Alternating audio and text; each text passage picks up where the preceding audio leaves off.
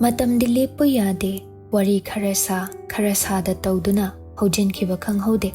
RBG College kabagi Yaroibi semester oirami. Mamtana. Kadaida no, nang ngasidi yumdagi chathokdana layo. Thabak yam daurine. Kaino, ikoi mung nang ngasi irang langisibo. Mela ga pangthok tu leibro. Thoiba, mela na tini, mi hengatliba nine. Mama, chak yam lami, kainomta sima pizodana, lamba na puksa, aspat lamni. Achapot arayba layramgani ye, adu khokduna charujo. Mi yorak dringay ne, thabak mayam se ongta loishin kigi. Kaida no mama? Ay ka mayam se, ongta loishin kigi. Nang suyumdagi chathokdana layo, pakhon hainingay angang amta layte ko. Kay lamde angang lagni hayri handak na, nakoy yi karbar sidi gyanam tatadeda. Ngang dana layranu ne, iruga do luthog chalo, nang sune napi phazaba setlaga layo. Numidang tadawrabani, ngahak layradi mamba horani. Khoy ma irang siyungni, nupiro lagdoisa. Adugi aibu masana laplayo hairaba. Aw, nupi ne. Oh, palim apukpiya. Nupi masak phazabi urasu, ina khunbi thingnarasu, tarik haibi luina urasu. Nachagi koktane, Yaroibi nattana ri changwe he. Hai, wathi ngangdana le, humang manam ichen hikchen kai, kokluru rojo. Adu kanano kaino wari se phazanam ta hayudana, kai lamdai nupi no bala kadoise. Thaubaldagi, yare ko, mama thabak loisilukigi.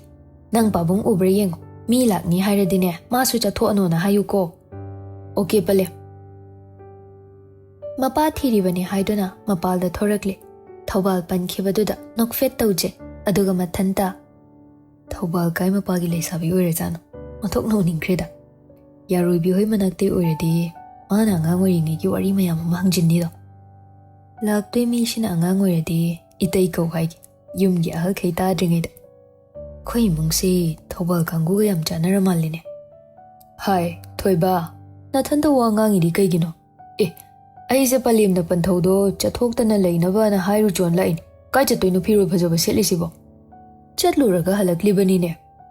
Akhoi yumse Thaubal de nupi ma lakni haine. Akhoi mana. Adugi kamyam loishini hai howi. Nahan khai loishin badu pendra mal. Thoiba, ai khoi shi ahal oirabani ne. Mau ningliro. Nacha atombadi tek kai no khra tamki laibak phadana bek chadriba punsi si kai no tobo yaba yenki madam leir nakoi hanudri ko ichagi luhongbadi yam chawna hongbi chen chongba siyar haina duna hongdoini ne aduna bu phareda chen chongba kain isa wana ban mi mamangda su yam phajaba wafam nate laktoi mi shibo nangbu kanano khangabo Thaubal deine hai kanano kaino di khangde palim yam chenkre Thaubal ningumbam dagini Rashri ko Rashri ba mani hojikido Thaubal ningumbam haibani ko nungai jarida chap manare hangningba hangba yarni hai hojik wari saba yadri ko hangningba leirasu ko na tapna hang matam leir pukri achobadudagi kayam changsili haigine mukhoigido chap chabi di khangdri ne Rashri haiba ko hangba tar khangi hairadi nungai ni da Kanada hangya haibano nang tamoda di hangunu ko as mingondani tamoda kamay hangdoino nupi do thabak maphamdagi dhap tawraga purakpani haine lambi da lei haye jelani hairu ramale nupi do kappamal irang khara thoknei ekhoi chatluban ko nadi yumda lakpa haine yanar nupi jeli ro tamoda jeli ekhoi su chahi yam silagle tawjara sanuda magi apam hana su khangnei hai nupi do Thaubal dagi manini Thaubal de nini arapa mapham de pamamal karidi hairuni kaigino ne no idubo lamdo lape haibaduda nokpani da pabung hoise halori haibana dro nahan kai warubagi long drive chattoine na khanto anungai boin ayeng ayukna nupi mama mapa na kari hairakpa ai khangde ya de haraga kuk intho ayu akhoi sida hongdokni Thaubal de mi do ekhoi da lehandaba yade Mana ba mi thamba phabani ichagi wafamsi aishu yaning adudi aisu iru mai tharuki ge paw Thaubal de mi ni lakdoi kharna lap leise ekhoi mung pula nan ba changde ni nupi masana manaw nupi tambal uido watli khara leiki se haibada nang tamona dhap tawrui haine odu kem ta khallurano yana dana lakdorba natro manaw pi soi khoi sida leiraga pawdo dum phauno hai adubudi phauna ni ne adu nupi do kai thabak tawgeba social welfare da tawi haine chak chaba post ai so hangudre thengani se wari ko na muk samthasi tawgada ba hana tawru okay pabong ngai ngam da ba wakhal na phone lo thok tu na mayam ba da call tawsili yam khangning lura male tamo noi tamo da lak ba ga phone taw halake hojik ta thoki bani ai ma itei moire itei ma bu nanaw na lap na khurum jai wari hak sana se ya ga dro yani ye thawal ne hai bana dro mani pabunga mama ga na hair bani adu irasu amuka taningba ado ningombam ni ko mani pukri du dagi kyam change haidi acho banga ga yam chabado maning pukri ro natraga makha gi ro as adu mai hanga di ko ngawi ama nga ga yam chabado ne ina hairi se ani mak nga yam chaye adu di ai phajana hanga ga hairage ado ekhoi mungda lakpagi welcome luhung bana sana yai hayu ko akhoi di thobal de mi se yam lu na khanjai ba ko thank you dai ma adu di thamage tamo lakpaga aina call tawrami kha khairo tawhalaktra se yarni gari arrange tawni na hairam bani hoi adu de ai thamage dai ma itei malak pangar mage ko ensang hawba chasi hayeng anta na haido khanse pabungda adu ga tha phadabi hongdok si ko mayamba nupi chelaga irang na mana oina sagatlami pakhon busira adi tawjarage da leirami now chaklam dribo akhoi ni hana chathok na ba tawrasi mama su chin kini haye sai da oi ba chaklam ba phaude da nungai ba na ngasi di akhoi ta mo na nupa thokpasi hoine adu cha khana charsi se akhoi mama di dei maga punna cha duin da tro mi la ising se kok han thrage di ai shu itei magi masak yeng ni dana daw di ba hai kan di mi mayam han khraga wari sanaudana mana chak chabai matam oirasu ya ikai ri bani adu maina mak wari sajin basu nabani phone da wari sabada di nang yam koidana wanga nga I haine kai ikai doiba as phone ga sing baga khar khetnai dana adu tamo masa irang thoi haidu komai doino makoi staff masel mabu pamjaba ma yauri aduna karan tarakpa ai shu chatpa ma pa thokpa kharangang khatnare chen bana su faraba pabung kauri na gaya tapna ngangnarambadagi khol wangkhalakpagini ahal yauraise adudi chen bana fatro khara thuna hongu ko mama se khara pothajaba yarni itei ma wara agana aina mak mating pangni aina haidi practically chak thongbi ni nupa khoi su toba yaidana mi helala su kaide da hojik dinate ko mi hen bai wari do ko ne sanase chagan charse pabung su ko birse akhoi nupa na hana charse pabung di mapanda mi me am le hori changak pa yado mande hojik po nupi chen base sumain mi tinabra khangde ai sho han bani makhoi do thasa da yeng bala ira amadi oiramani as kalak che tawri ne tamo makhoi gi do law chagan charse wari makha ko ne sanarase wara male gasai makhai ko chen chelu bagi chak toklaga phamung da hana hipthai sor sang na hondok tuna niti gi number da harau dial tawrami ngasi di phone tawga pairakpana halina kainu mitno kem tawde kainu nang khonjel du dinarabo natraga senior oirakpagi phone paiba yari na mayam ga wari sana duna lurbo ai record silambane yum ga budi wari sana ri yum hairaga ai yam nungai ba pawm leini akhoi tamodo sida transfer la edana adu dei hena nungai ba mahayo hairadi ngasi nupi jeli nupi do masakti ud thobal dagini adu suningomba aduga mamingna rashri kawi wari sana gi tobani unaba phangdri masak udri ba udri da mayam ga unaraga wari saduna leiringai aigadi unaba phangdri hayeng unadoi da ngai ngasi di war tumani chak charaba natro chari nga thongi itei malak pagi makhoi do ngasi irang thokpagi dum chen bane hai aishu chapchabi pau do khangki aduga soidana hairaki chak matam chana chau ko dari papa matam ka hengan aduga punsida mai pak pa misak ama oida bayade koino nangi khonje do lok thung do yordine ida khan cha jau ko doctor suna haide leite ko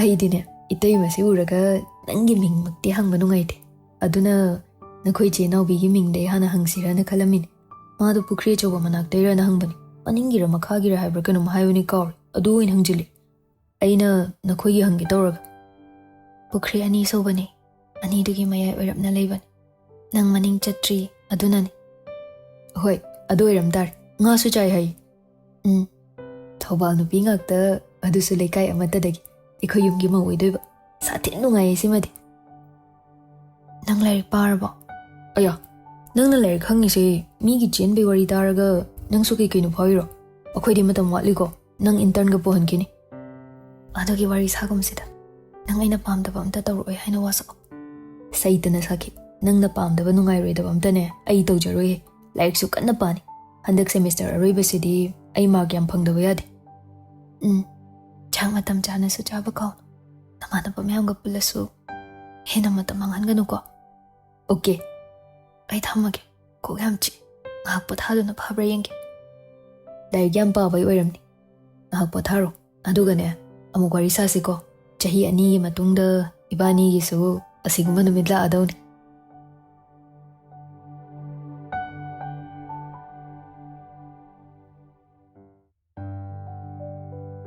नुपादु phone Keck थमखिबगा नुपीदु मखोल थोकना कपलमी dinner timing ओइबना Kanasu माबु थेमजिनबिनब लेरमदे RB नंगना नतै म फंगेना दु खरावरे अहिगिदि इचेना सिंग मयुमदा चटख्रे हाइबगी नुगाइतब मिकुतन अखोइनि काइनो हाइना तम ममाल आइना वंदगी laptop बनतदा अतोप उपाय अमत लेट्रे आइबु वारुगदुको आइना नंगबु नुक्सिखिदब नथे चटनबीबु आइना नमथुदुना लहनबगी थौनादुदि आइगोंदा लेट्रे हाना खंगलबा असुमना थुकलमगनि हाइना आई तंग नक्सिनरमनु आइबु थमोइ पांदबिनि नुंसिबा मसक खंदबिनि हाइना अंगदा चेरमको नचिन पेट मधुदा काइरबा एगी थमोइसे खरदा ओइरसु इंथबा गब्रे येगके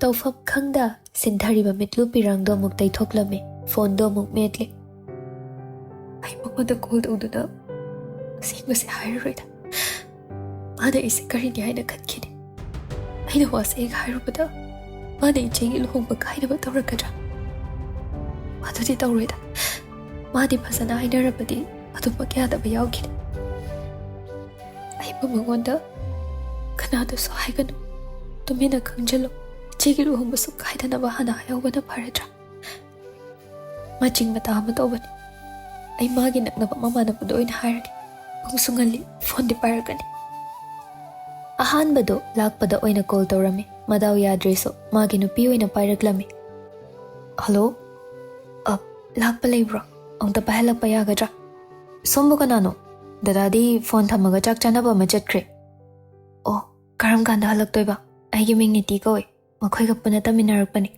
ओ दारबी न कोइ हाबदो नत्रो आइमा चे याम थाजदी कॉल तौरपसे दिल्ली दा लेबा नुंगाइब्रो अदुम नुंगाइ मीना हाइबदा इंथमथाना पंगिंगदे इंगी कालेना पंगसादा साइ हाइने चुम्मे आइसो खोइदागा लाकपा तारे माना पुबिनी दे हाइबा सुपुदि पुबिदे अदोला अदि चेगा थेंगनसिको होय याय नोइ दारबीदो होजिका मसा याम फजा थोबनी नुपी मयामना केंजिलमदो माले खर कन्ना सेनौको आइसुने अखोइदासे हेक थबक तौखिबदगी सेनबा लेपते मागा चानादौबा अफबा लाअदि नखोइनासु खरा सेमबियो आइना हाइरदि मा सावरक्तोय माले आइमा चेगिदो खंबलिरो खुहाइदो नुपादा दुमाइना हाइरदि हातकीगा तुपकीगा अतोपा नुपा लेरबा हाइना इसौ लांगनी मा युमदा लेरमदि फदौने वारी याम सानिंगे ngasidi nahan khaidi chattabani ngasidi makhoi osina sinba chakni yaudradi phajade na hairame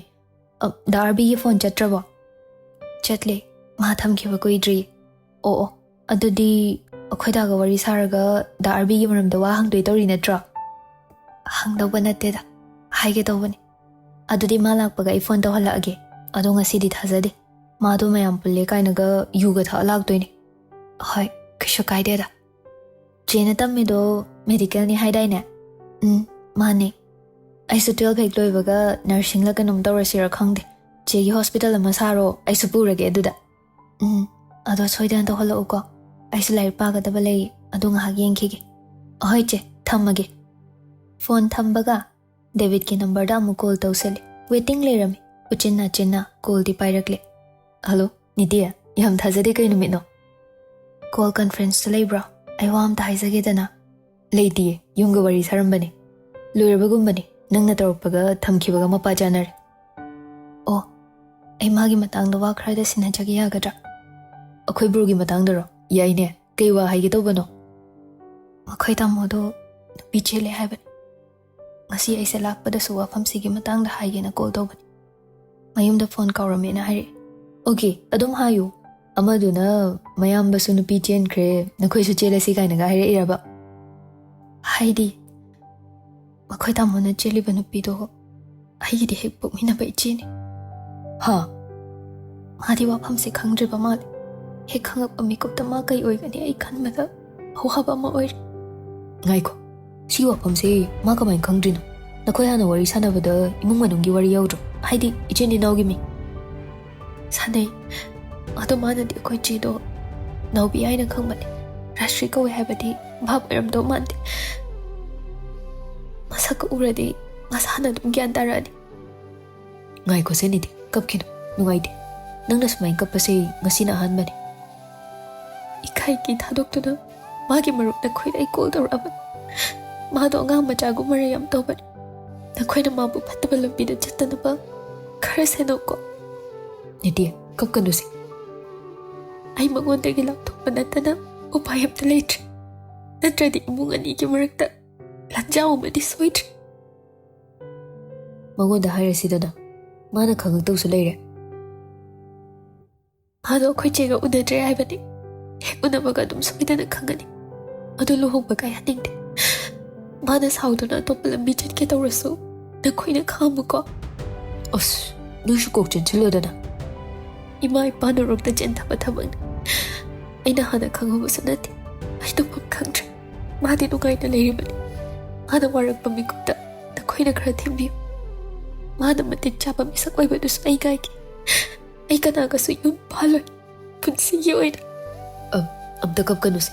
ꯀꯩꯅ ꯐꯒꯗꯒꯦ ꯍꯥꯏꯗꯣ ꯇꯥꯟꯅꯁꯤ. ꯌꯨꯝꯒꯤ ꯑꯍꯜꯗ ꯑꯩꯈꯣꯏ ꯑꯅꯤꯒꯤ ꯃꯔꯤꯁꯦ ꯈꯪꯍꯟꯕꯤꯒꯅꯨ ꯍꯥꯏꯅ ꯊꯤꯡꯕꯤ. ꯑꯩ ꯎꯅꯕ ꯃꯇꯝꯗ ꯅꯪꯒꯤ ꯅꯈꯣꯡ ꯄꯥꯏꯔꯁꯨ ꯄꯥꯏꯖꯒꯦ. ꯅꯤꯙꯤ, ꯍꯩꯗꯦꯗ. ꯑꯗꯨꯃꯥꯏꯅ ꯍꯥꯏꯒꯅꯨ. ꯑꯩꯗꯤ ꯄꯥꯎ ꯍꯦꯛ ꯇꯥꯕꯒ ꯃꯥꯒꯤ ꯈꯟꯕꯗ ꯑꯩ ꯇꯧꯐꯝ ꯈꯪꯗ꯭ꯔꯕꯅꯤ. ꯅꯈꯣꯏ ꯃꯥꯕꯨ ꯈꯔ ꯁꯦꯟꯅꯕꯤꯌꯨꯀꯣ. ꯀꯞꯀꯅꯨꯁꯦ. ꯑꯩꯁꯨ ꯃꯥꯒ ꯋꯥꯔꯤ ꯁꯥꯒꯦ. ꯑꯗꯣ ꯌꯥꯔꯗꯤ ꯅꯕꯥꯅꯤ ꯀꯥꯏꯅꯒꯅꯨ. ꯑꯩꯈꯣꯏ ꯑꯍꯨꯝꯃꯛ ꯑꯍꯥꯟꯕ ꯀꯣꯏꯕ ꯅꯨꯄꯤꯗꯣ ꯂꯧꯁꯦ ꯍꯥꯏꯅꯩꯅꯤ. ꯃꯥꯅ ꯆꯠꯑꯒ ꯂꯩꯔꯒ ꯀꯅꯥ ꯅꯨꯡꯉꯥꯏꯅꯦ? ꯃꯥꯒꯤꯁꯨ ꯆꯥꯅꯕ ꯑꯃ ꯂꯥꯛꯑꯀꯥꯟꯗ ꯁꯣꯏꯗꯅ ꯋꯥꯈꯜ ꯑꯣꯟꯖꯈꯤꯁꯅꯤ. ꯃꯇꯝꯗꯣ ꯌꯧꯗ꯭ꯔꯤ ꯐꯥꯎꯕ ꯑꯩꯕꯨ ꯐꯠꯇꯦ ꯍꯥꯏꯖꯁꯅꯨ. ꯑꯩ ꯏꯃꯨꯡ ꯑꯅꯤ ꯏꯔꯥꯡ ꯊꯣꯛꯍꯟꯕꯗꯤ ꯄꯥꯝꯗꯦ. ꯑꯁ, ꯃꯊꯥ ꯁꯥꯏꯗ. ꯑꯩ ꯊꯝꯃꯒꯦ. ꯑꯗꯣ ꯑꯩꯅ ꯍꯥꯏꯕꯗꯣ ꯀꯥꯎꯕꯤꯒꯅꯨꯀꯣ. ꯃꯥꯗꯣ ꯑꯍꯜ ꯃꯌꯥꯝꯗ ꯏꯕꯥꯅꯤꯒꯤ ꯃꯔꯝꯗ ꯋꯥꯍꯩ ꯑꯝꯇ ꯍꯥꯏꯍꯟꯒꯅꯨ. ꯍꯣꯏꯕ, ꯀꯞꯀꯅꯨꯁꯦ. ꯅꯀꯣꯛꯀ ꯂꯣꯏ ꯆꯤꯛꯄ ꯇꯥꯔꯦ. ꯍꯌꯦꯡꯗꯣ ꯑꯩ ꯁꯣꯏꯗꯅ ꯋꯥꯔꯤ ꯁꯥꯒꯦ.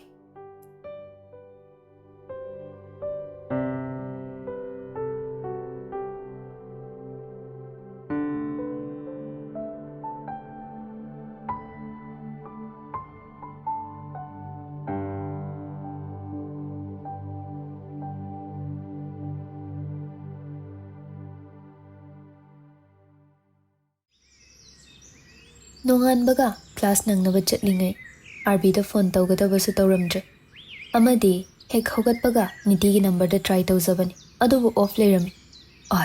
ꯃꯁꯤ ꯅꯨꯄꯤꯁꯦ ꯐꯣꯟ ꯆꯥꯔꯖ ꯇꯧꯕ ꯀꯥꯎꯔꯖꯥꯠꯂꯥ ꯑꯣꯐ ꯂꯩꯔꯤꯁꯦ? ꯅꯠꯇ꯭ꯔꯒ ꯊꯑꯣꯏꯅ ꯊꯝꯃꯤꯖꯥꯠꯂꯅꯦ?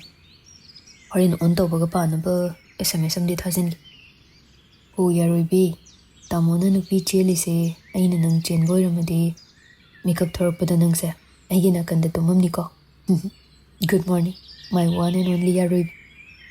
ꯁꯦ, ꯁꯨꯃꯥꯏꯅ ꯊꯥꯖꯤꯜꯂꯒ ꯃꯥꯅ ꯄꯥꯔꯅꯤ. ꯑꯗꯩꯗꯤ ꯅꯨꯡꯁꯤꯅ ꯔꯤꯄ꯭ꯂꯥꯏ ꯍꯜꯂꯛꯑꯅꯤ. ꯑꯩꯅ ꯑꯃꯨꯛ ꯀꯣꯜ ꯇꯧꯁꯤꯜꯂꯅꯤ. ꯑꯣꯐ ꯊꯝꯕꯩ ꯃꯔꯝ ꯍꯪꯒꯅꯤ. ꯑꯁ, ꯕ꯭ꯔꯁ ꯇꯧꯗ꯭ꯔꯤꯉꯩꯗ ꯃꯧ ꯑꯅꯧꯕꯤ ꯑꯣꯏꯗꯣꯏꯁꯤ ꯁꯨꯃꯥꯡ ꯋꯥꯏ ꯇꯩꯕ꯭ꯔꯥ ꯌꯦꯡꯒꯦ. ꯄꯨꯡ 5 ꯍꯦꯟꯗ ꯉꯥꯏꯔꯤ. ꯃꯥꯅ ꯑꯩꯉꯣꯟꯗꯒꯤ ꯍꯥꯟꯅ ꯌꯥꯍꯧ ꯉꯟꯕ꯭ꯔꯥ ꯌꯦꯡꯒꯦ. ꯃꯈꯥꯗ ꯍꯦꯛ ꯀꯨꯝꯂꯒ ꯋꯥꯔꯤ ꯁꯥꯕꯗꯨꯗꯤ ꯏꯀꯥꯏꯕꯅꯤꯅ ꯇꯦꯔꯦꯁ ꯀꯥꯈꯠꯇꯨꯅ ꯁꯨꯃꯥꯡꯗ ꯃꯧ ꯑꯅꯧꯕꯤ ꯑꯣꯏꯗꯧꯗꯨ ꯂꯩꯕ꯭ꯔꯥ ꯍꯥꯏꯅ ꯌꯦꯡꯉꯝꯃꯤ. ꯑꯁꯤꯗꯤ ꯑꯁꯦꯡꯀꯤ ꯉꯟꯇꯥ ꯍꯧꯒꯠꯇꯨꯅ ꯋꯥꯏꯒ ꯇꯩ ꯂꯩꯔꯝꯃꯤꯅꯤ. ꯀꯃꯥꯏꯅ ꯇꯧꯖꯥꯠꯅꯣ? ꯉꯁꯤ ꯈꯛꯀꯤ ꯁꯣ ꯑꯣꯏꯖꯥꯠꯂꯅꯦ? ꯇꯥꯃꯣꯁꯦ ꯌꯦꯡꯉꯨꯅꯤ, ꯏꯁꯤꯡ ꯕꯥꯇꯤꯟ ꯃꯅꯥꯛꯇ ꯄꯨꯁꯤꯟꯕꯤꯔꯤꯁꯦ. ꯂꯨꯍꯣꯡꯗ꯭ꯔꯤꯕ ꯃꯈꯣꯏꯅꯤꯅ ꯀꯌꯥꯗ ꯃꯤꯠ ꯅꯥꯍꯜꯂꯤꯅꯣ ꯌꯦꯡꯉꯨꯅꯤ. ꯑꯩꯈꯣꯏ ꯃꯥꯒ ꯄꯥꯕꯨꯡꯒꯅ ꯀꯥꯏ ꯆꯠꯈ꯭ꯔꯖꯥꯠꯅꯣ? ꯃꯤꯠ ꯅꯥꯔꯦ ꯍꯥꯏꯅ ꯍꯥꯏꯍꯜꯂꯗꯤ ꯐꯗꯧꯅꯤ. ꯑꯁꯤ ꯅꯨꯄꯤꯁꯤꯗꯤ ꯑꯩꯕꯨ ꯎꯈꯤꯒꯨꯝ ꯇꯧꯏꯗ. ꯃꯥ ꯅꯠꯇ꯭ꯔꯣ? ꯃꯥꯅꯤꯗ. ꯃꯥꯒꯤ ꯃꯇꯥꯡꯗ ꯑꯩꯅ ꯄꯥꯕꯨꯡꯗ ꯂꯥꯟꯅ ꯈꯟꯕꯗꯒꯤ ꯈꯨꯠ ꯊꯥꯈꯤꯕꯗꯣ ꯑꯗꯨꯗꯤ ꯅꯤꯇꯤꯒꯤ ꯃꯆꯦ ꯆꯦꯅꯥꯎꯕꯤ ꯔꯥꯁ꯭ꯔꯤ ꯑꯅꯤꯁꯦ ꯑꯃꯠꯇꯔꯅꯤ. ꯀꯩꯅꯣ ꯑꯩꯅ ꯎꯔꯤꯁꯤꯕꯣ? ꯐꯣꯟ ꯇꯧꯗꯨꯅ ꯍꯪꯉꯒꯦ, ꯑꯗꯨꯅ ꯐꯔꯅꯤ. ꯑꯩ ꯌꯥꯝ ꯂꯥꯡꯇꯛꯅꯔꯦ. ꯐꯣꯟ ꯇꯧꯗꯨꯅ ꯌꯦꯡꯉꯤ. ꯑꯣꯐ ꯑꯗꯨꯃꯛ ꯂꯩꯔꯝꯃꯤ. ꯍꯦꯟꯅ ꯂꯥꯡꯇꯛꯅꯕ ꯐꯥꯎꯔꯝꯃꯤ. ꯏꯀꯥꯏ ꯏꯀꯤ ꯊꯥꯗꯣꯛꯇꯨꯅ ꯃꯈꯥꯗ ꯀꯨꯝꯊꯩ. ꯔꯥꯁ꯭ꯔꯤ ꯎꯕꯒ ꯆꯞ ꯂꯦꯞꯄꯤ. ꯁꯦꯈꯔꯅ ꯊꯣꯏꯕ, ꯅꯪꯅ ꯅꯇꯩꯃ ꯋꯥꯔꯤ ꯁꯥꯟꯅꯒꯦ ꯍꯥꯏꯕꯗꯣ ꯍꯧꯖꯤꯛ ꯁꯥꯟꯅꯍꯧꯔꯣꯏ. ꯉꯥꯏꯍꯥꯛ ꯂꯩꯔꯗꯤ ꯃꯤ ꯂꯥꯛꯄ ꯑꯃꯨꯛ ꯍꯧꯔꯅꯤ. ꯔꯥꯁ꯭ꯔꯤ ꯅꯣꯛꯃꯤ. ꯊꯣꯏꯕ, ꯊꯥꯏꯅ ꯅꯪꯅ ꯑꯩꯒꯤ ꯃꯔꯝꯗ ꯄꯥꯕꯨꯡꯗ ꯂꯥꯟꯅ ꯂꯧꯔꯒ ꯐꯨꯕꯗꯣ ꯑꯩ ꯌꯥꯝꯗꯤ ꯁꯦꯡꯗꯣꯛꯅꯤꯡꯕꯅꯤ. ꯑꯗꯨꯕꯨ ꯑꯀꯤꯕꯅ ꯍꯦꯟꯈꯤꯕꯅ ꯑꯩ ꯉꯝꯈꯤꯗ꯭ꯔꯦ. ꯋꯥꯍꯩꯗꯨ ꯇꯥꯕꯗ ꯃꯃꯤꯠꯇꯒꯤ ꯃꯄꯤ ꯇꯞꯅ ꯁꯤꯟꯊꯔꯛꯏ. ꯃꯥꯅ ꯈꯟꯕꯒ ꯑꯣꯏꯔꯝꯕꯒ ꯆꯞ ꯃꯥꯟꯅꯕꯗꯨꯗ. ꯅꯨꯄꯥꯅ ꯃꯤꯇꯩ ꯄꯤ ꯁꯤꯟꯊꯕ ꯍꯧꯅꯗꯦꯁꯦ ꯊꯣꯏꯕ. ꯍꯧꯈ꯭ꯔꯕ ꯋꯥꯔꯤꯅꯤ. ꯃꯗꯨ ꯀꯅꯥꯁꯨ ꯂꯥꯟꯅ ꯂꯧꯅꯗ꯭ꯔꯤ. ꯍꯧꯖꯤꯛꯇꯤ ꯑꯁꯦꯡꯕ ꯂꯣꯏꯅ ꯈꯪꯅꯔꯕꯅꯤ. ꯅꯨꯃꯤꯠꯇꯨꯒꯤ ꯃꯇꯨꯡꯗ ꯑꯩꯅ ꯅꯪꯒ ꯋꯥꯔꯤ ꯌꯥꯝ ꯁꯥꯟꯅꯅꯤꯡꯈꯤ, ꯁꯦꯡꯗꯣꯛꯅꯕ ꯑꯣꯏꯅ. ꯑꯗꯨꯕꯨ ꯎꯄꯥꯏ ꯑꯝꯇ ꯂꯩꯈꯤꯗꯦ. ꯑꯍꯤꯡ ꯀꯌꯥ ꯇꯨꯝꯗꯅ ꯑꯩꯒꯤ ꯏꯅꯥꯎꯄꯤ ꯇꯣꯝꯕꯤꯒ ꯋꯥꯔꯤ ꯁꯥꯗꯨꯅ ꯑꯗꯨꯝ ꯂꯩꯈꯤ. ꯋꯥꯔꯤ ꯃꯌꯥꯝꯗꯣ ꯃꯉꯣꯟꯗ ꯂꯣꯏ ꯂꯤꯈꯤ. ꯃꯥꯁꯨ ꯌꯥꯝ ꯀꯞꯈꯤ. ꯌꯥꯔꯣꯏꯕꯤ, ꯊꯣꯏꯕ ꯀꯞꯀꯅꯨꯁꯤ. ꯅꯨꯄꯥ ꯃꯥꯟꯗꯕ ꯇꯧꯒꯅꯨ. ꯍꯧꯖꯤꯛꯇꯤꯅꯦ ꯑꯩꯈꯣꯏꯁꯦ ꯑꯃꯠꯇ ꯑꯣꯏꯔꯕꯅꯤ. ꯃꯌꯥꯝꯅ ꯂꯥꯟꯅ ꯂꯧꯔꯝꯃꯁꯨ ꯑꯗꯨꯝ ꯀꯣꯛꯑꯗꯧꯅꯤ. ꯏꯇꯩꯃ, ꯍꯥꯏꯌꯨꯅꯦ ꯅꯪꯅ ꯍꯥꯏꯅꯤꯡꯕꯗꯣ. ꯀꯩꯁꯨ ꯆꯤꯡꯅꯒꯅꯣ. ꯑꯩꯅ ꯅꯪꯒꯤ ꯈꯣꯟꯖꯦꯜ ꯐꯣꯟꯗ ꯇꯥꯕ ꯃꯇꯝꯗ ꯑꯩꯒꯤ ꯃꯔꯝꯗ ꯍꯥꯏꯅꯤꯡꯕꯅꯤ. ꯑꯗꯨꯕꯨ ꯎꯅꯗꯨꯅ ꯑꯣꯏꯅ ꯍꯥꯏꯔꯒꯦꯅ ꯑꯩ ꯂꯩꯈꯤꯕꯅꯤ. ꯏꯇꯩꯃꯁꯤ ꯅꯥꯎꯕꯤ ꯍꯥꯏꯅꯁꯨ ꯀꯧꯕ꯭ꯔꯥ? ꯑꯗꯨꯏ ꯃꯤꯡꯗꯨꯅ ꯍꯦꯟꯅꯕꯨ ꯆꯠꯄꯅꯤ. ꯔꯥꯁ꯭ꯔꯤ ꯍꯥꯏꯁꯤꯗꯤꯅꯦ ꯁꯔꯇꯤꯐꯤꯀꯦꯠ ꯅꯦꯝꯅꯤ. ꯅꯣꯏ ꯇꯥꯃꯣꯅ ꯍꯥꯏꯁꯦ ꯆꯨꯝꯃꯤ. ꯅꯪꯗꯤ ꯀꯃꯥꯏꯅ ꯈꯪꯉꯤꯕ? ꯑꯩꯈꯣꯏ ꯇꯣꯝꯕꯤꯒ ꯀ꯭ꯂꯥꯁ ꯄꯨꯜꯂꯛꯄꯅꯤ, ꯈꯪꯗ꯭ꯔꯣ? ꯏꯃꯥꯅ ꯇꯠꯇꯅ ꯄꯥꯎ ꯇꯝꯃꯤ. ꯑꯣꯖꯥ ꯗꯣꯔꯦꯟꯒꯤ ꯃꯆꯥ ꯑꯇꯣꯝꯕꯗꯨꯗꯤ ꯃꯌꯥꯝꯕꯒ ꯈꯦꯠꯅꯩ, ꯃꯥꯅ ꯏꯔꯥꯡ ꯂꯪꯖꯩꯅ. ꯌꯥꯝ ꯑꯣꯖꯥ ꯗꯣꯔꯦꯟꯂꯥ? ꯑꯉꯥꯡ ꯃꯃꯥꯡꯗ ꯇꯥꯅꯤꯡꯗꯦꯀꯣ. ꯊꯣꯏꯕ, ꯑꯩ ꯆꯥ ꯂꯣꯜꯂꯒꯦ. ꯄꯥꯕꯨꯡ ꯍꯣꯏꯁꯨ ꯄꯥꯎ ꯍꯥꯏꯗꯣꯛꯄ ꯆꯠꯈꯤꯕꯗꯣ ꯍꯜꯂꯛꯑꯅꯤ. ꯅꯪꯁꯨ ꯃꯥꯏ ꯃꯤꯠ ꯇꯥꯊꯣꯛꯑꯣ, ꯑꯗꯨꯒ ꯄꯨꯟꯅ ꯊꯛꯑꯁꯤꯀꯣ. ꯍꯣꯏ ꯏꯇꯩꯃ. ꯊꯣꯏꯕ, ꯅꯨꯄꯥ ꯃꯥꯟꯗꯕ ꯇꯧꯒꯅꯨꯀꯣ. ꯀꯞꯀꯅꯨꯁꯤ. ꯍꯣꯔꯦꯟ ꯃꯤ ꯇꯤꯜꯂꯒ ꯑꯗꯨꯃꯥꯏꯅ ꯇꯧꯕ ꯍꯧꯅꯗꯦ. ꯑꯅꯤꯗꯨ ꯏꯃꯨꯡꯗ ꯆꯪꯈ꯭ꯔ ꯐꯥꯎꯕ ꯈꯣꯡꯐꯝ ꯑꯃꯠꯇ ꯍꯣꯡꯗꯨꯅ ꯂꯦꯞꯂꯤꯕ ꯃꯐꯝꯗꯨꯗ ꯑꯗꯨꯃꯛ ꯂꯩꯔꯝꯃꯤ. ꯃꯈꯣꯜ ꯊꯣꯛꯇ, ꯊꯃꯣꯏ ꯃꯥꯁꯨ ꯀꯥꯏꯔꯕꯅꯤꯅ ꯃꯤꯠꯂꯨ ꯄꯤꯔꯥꯡꯁꯨ ꯊꯤꯡꯕ ꯉꯝꯂꯝꯗꯦ. ꯗꯣꯔꯦꯟꯅ ꯊꯣꯏꯕ, ꯏꯆꯥꯁꯨ ꯍꯧꯒꯠꯂꯝꯃꯦꯅ. ꯀꯩꯒꯤꯅꯣ ꯀꯞꯄꯤꯁꯤꯗꯤ ꯁꯨꯃꯥꯡꯗ ꯂꯦꯞꯇꯨꯅ? ꯀꯅꯥꯅ ꯀꯩ ꯍꯥꯏꯔꯦ? ꯀꯅꯥꯁꯨ ꯀꯩꯁꯨ ꯍꯥꯏꯗꯦ. ꯌꯦꯡꯉꯣꯏ, ꯑꯩꯗꯤ ꯅꯇꯩꯃꯒꯤ ꯏꯃꯨꯡꯅ ꯋꯥꯔꯧꯔꯤꯕ꯭ꯔꯥ ꯍꯥꯏꯅ ꯈꯟꯕꯅꯤ. ꯃꯈꯣꯏꯅ ꯑꯗꯨꯝ ꯍꯦꯟꯅ ꯍꯔꯥꯎꯅ ꯇꯧꯔꯛꯏꯅꯦ. ꯂꯨꯍꯣꯡꯕꯁꯨ ꯃꯇꯝ ꯂꯦꯞꯂꯅꯤ ꯑꯊꯨꯕꯗ. ꯅꯈꯣꯏ ꯃꯉꯥꯏꯔꯦ ꯂꯥꯏꯕꯛ ꯐꯔꯤꯁꯦ. ꯏꯆꯥ ꯊꯣꯏꯕꯒꯤ ꯃꯧꯗꯨꯃꯒ ꯑꯐꯕ ꯁꯥꯒꯩꯒꯤ ꯑꯣꯏꯔꯗꯤ ꯌꯥꯔꯦ. ꯑꯣꯖꯥ, ꯆꯥꯒ ꯊꯛꯈꯤꯁꯤꯀꯣ. ꯑꯉꯥꯡꯈꯩꯅ ꯍꯣꯠꯅꯔꯝꯈꯤꯅꯤ. ꯊꯣꯏꯕ, ꯅꯪꯁꯨ ꯆꯪꯉꯨ. ꯅꯃꯥꯏ ꯅꯃꯤꯠ ꯇꯥꯊꯣꯛꯎꯔꯣꯆꯣ.